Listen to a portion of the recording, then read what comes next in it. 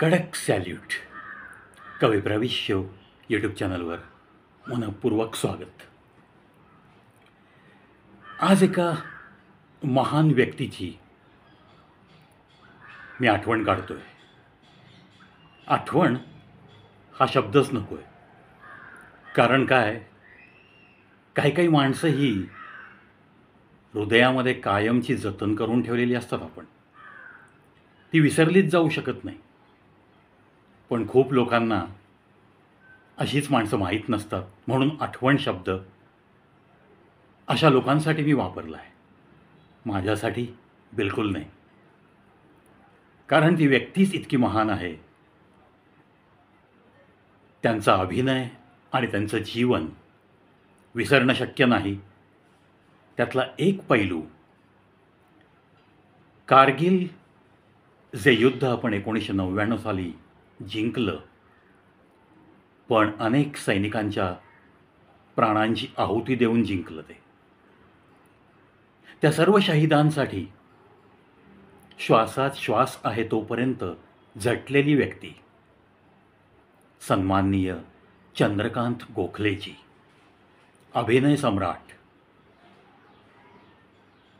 तुम्ही पाहिले असतील त्यांची नाटकं, त्यांचे चित्रपट. सांगा मला, तुम्ही त्यांच्या अभिनयाचे पैलू विसरू शकाल तुम्ही?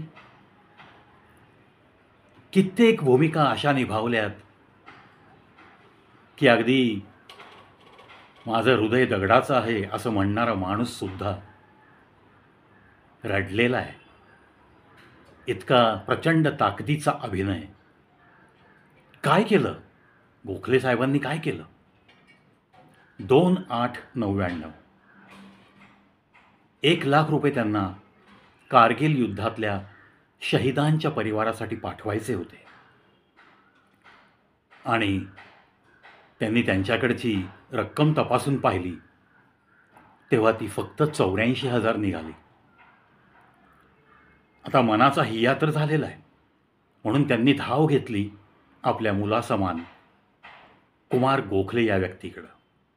आणि त्यांच्याकडं व्यवस्थित त्यांच्या ट्रस्टच्या लेटरहेडवर कारगिलमधील शहीदांसाठी मला 1,00,000 पाठवायचे आहेत आणि कमी पडलेले 16,000 मी आपणाकडून घेत आहे आणि डिसेंबर 99 पर्यंत मी तुम्हाला ते परत करीन.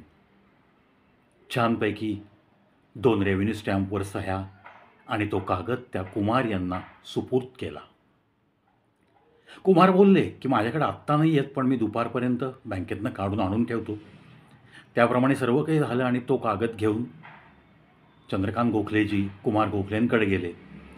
आणि त्या 5-6 तासात ज्या घडामोडी घडल्या होत्या, त्यांना कुठल्याशा चित्रपटाचं ॲडव्हान्स मिळाला होता 3,500. आणि म्हणून त्यांनी 16,000 नको, मला 12,500च लागतील म्हणून त्या 16,000ला खाट मारली आणि 12,500 मिळाल्याचा कागद कुमार यांच्याकडे दिला. कुमार गोखले म्हणाले, बाबा हा कागद वगैरे मला काही नको आहे, तुम्हाला जमेल तेव्हा तुम्ही परत करा. पण पक्का माणूस, व्यवहाराला पक्का, वागण्यात पक्का, अभिनयात खूप पक्का. ते बोलते झाले, कुमार हा कागद तुझ्याकडे राहू दे. डिसेंबर 99चा वादा असताना सुद्धा 4-5 दिवसातच ते लगबगीने कुमार यांच्या घरी आले आणि त्यांनी पिशवीतून गठ्ठा काढला आणि 12,500 रक्कम त्यांना परत दिली. तो मी लिहून दिलेला कागद फाडून टाक कुमार, असं त्यांनी सांगितलं. तेव्हा कुमार गोखले म्हणाले, तो कागद मी चिरंतन माझ्याकडे आठवण म्हणून ठेवणार आहे, तुमची काही हरकत नसावी.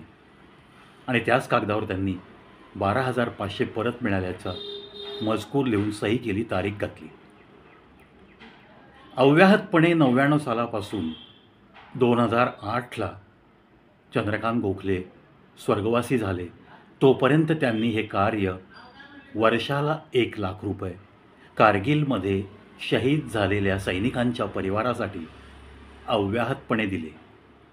एक वेळ जेवण करून साधी राहणी अवलंबून हा माणूस सैनिकांसाठी कुठेही गाजावाजा न करता इतका झटत होता, असा हा मराठी चित्रपटसृष्टीचा अभिनय सम्राट चंद्रकांत गोखले यांना मी कडक सॅल्यूट करतो. त्यांचा वारसा विक्रम गोखलेजी, ते सुद्धा अतिशय चांगले अभिनेते आपल्या मराठी आणि हिंदी चित्रपटसृष्टीचे. नाट्य अभिनेता, चित्रपट अभिनेता, एक चांगला व्यक्ती. अर्थातच चंद्रकांत गोखलेजींच्या पावलावर पाऊल टाकत त्यांनी जो काही एक पण केला होता या शहिदांसाठी वर्षाला 1,00,000 रुपये देण्याचा, तो पण विक्रम गोखलेंनी त्यांच्या शेवटच्या श्वासापर्यंत जपला असं मी ऐकतोय. 26 नोव्हेंबर 2022 रोजी विक्रम गोखले हे सुद्धा स्वर्गवासी झाले. मित्रांनो, ही जी माणसं तुमच्या आमच्या समोर एक अभिनेता म्हणून नाव कमवत असतात, पण त्यांचं हे महान कार्य खूप कमी लोकांना माहीत होतं. कारण ती लोकं अशा चांगल्या कार्याचा उजव्या हाताने दिलं तरी डाव्या हाताला कळू देत नाहीत, इतकं गुप्तरित्या ते इतकं महान कार्य करत असतात. आज विषय निघाला म्हणून असे बरेच अभिनेते आपल्या चित्रपटसृष्टीत नक्की आहेत. त्यामध्ये मराठीचा विचार कराल आणि मराठी आणि हिंदीमध्ये नाव कमावलेला अभिनेता विक्रम गोखलेंसारखाच नाना पाटेकरजी. महान कार्य चालू असतं, कुठेही गाजावाजा नसतो. कितीतरी रकमा अशा देणगीच्या स्वरूपात या लोकांनी देऊन टाकलेल्या आहेत. पु ल देशपांडेजी, अहो किती म्हणून लोकांसाठी करावं यांनी. शब्दांच्या पलीकडं वागलेली ही माणसं, यांच्यासमोर फक्त नतमस्तक होणे आणि जर जमलं तर यांच्याकडचा हा जो गुण आहे त्याच्यातला कणभर जरी गुण आपण घेऊ शकलो जिवंत आहोत तोपर्यंत, तरीही त्या माणसांना खरोखर आपण कडक सॅल्यूट केला इतकं तरी आपल्याला समाधान लावेल, इतकंच मला वाटतं. सहज चंद्रकांत गोखलेंचं हे महान कार्य सर्व लोकांसमोर यावं म्हणूनच हा व्हिडिओ.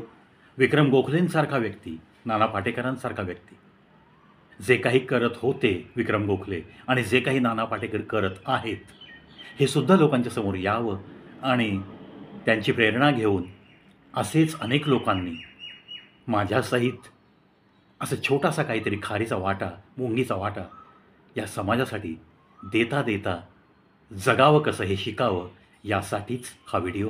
पुन्हा एकदा चंद्रकांत गोखलेजींना कडक सॅल्यूट कविप्रविष्य यूट्यूब चॅनलतर्फे, या प्रवीतर्फे.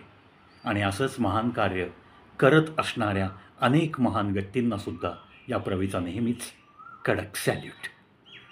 आवडला व्हिडिओ तर नक्कीच शेअर करणार आहात आपण, आणि अशा महान व्यक्तींचं महान कार्य तळागाळापर्यंत पोहोचलं पाहिजे, प्रत्येक व्यक्तीला हे माहीत झालं पाहिजे, याच अपेक्षेसह इथंच थांबतो.